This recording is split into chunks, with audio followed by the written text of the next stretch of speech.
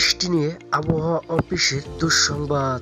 মৌসুমী বায়ু বাংলাদেশের উপর সক্রিয় এবং উত্তর বঙ্গোপসাগরে মাঝারি থেকে প্রবল অবস্থায় অবস্থান করায় অব্যাহত বৃষ্টিপাত কমার সম্ভাবনা নেই বলে জানিয়েছে আবহাওয়া অধিদপ্তর। শুক্রবার ৫ জুলাই আবহাওয়া অফিসের দেওয়া সন্ধ্যা ৬টা থেকে পরবর্তী ৭২ ঘন্টার পূর্বাভাসে এ তথ্য জানানো হয়েছে। সংস্থাটি জানায়, শনিবার ৬ জুলাই সন্ধ্যা ৬টা পর্যন্ত রংপুর, রাজশাহী, ঢাকা, ময়মনসিংহ, খুলনা, বরিশাল, চট্টগ্রাম ও সিলেট বিভাগের অধিকাংশ জায়গায় অস্থায়ীভাবে দমকা হাওয়া সহ হালকা থেকে মাঝারি ধরনের ভারী বৃষ্টি অথবা বজ্রসহ বৃষ্টি হতে পারে। সেই সাথে রংপুর, ময়মনসিংহ, চট্টগ্রাম ও সিলেট বিভাগের কোথাও কোথাও মাঝারি ধরনের ভারী থেকে অতি ভারী